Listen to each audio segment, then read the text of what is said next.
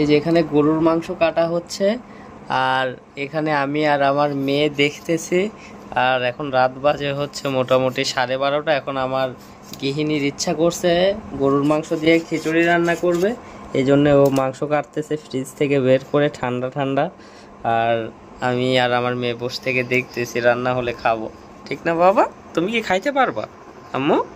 দেখেন তো এখন কত সুন্দর ভদ্র, কত সুন্দর করে কাজ করতেছে। আরে দেখলে কি মনে হয় যে আমার সাথে এরকমের খারাপ ব্যবহার করে। এই যে মাংসের মধ্যে পেঁয়াজ রসুন সবকিছু কেটে দেওয়া হয়েছে, এখন আদা রসুন পেশা হচ্ছে।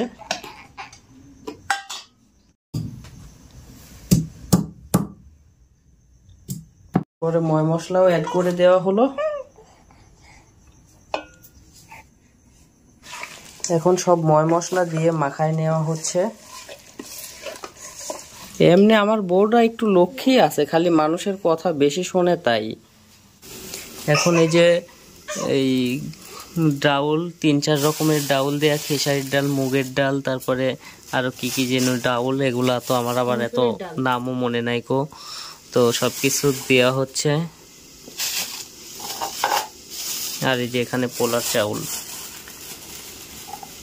এখন মাংসটা একটু কষায় নেওয়া হচ্ছে। ঘর বাড়ি সব অগোছালো ছিল, ইতিমধ্যে আমার বউ সবকিছু ঘর বাড়ি বিছানা টিছানা সবকিছু গোছায় নিল। আর আমি এই যে এই চাউল ডাউল সবকিছু ধুয়ে নিয়ে আসলাম, আর এখানে মাংস কষানো হচ্ছে। আর এই যে বালতিতে কতগুলো ময়লা হয়েছে, এখন আমি যে ময়লাগুলো ফালাই দিয়ে আসি।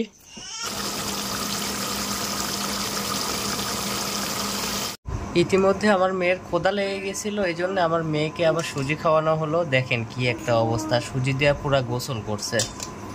ফাইনালি রান্না করা শেষ, এখন আমরা পরিবেশন করব। গরম গরম খিচুড়ি এখন আমরা খাবো। সেই রকম খাইতেছে।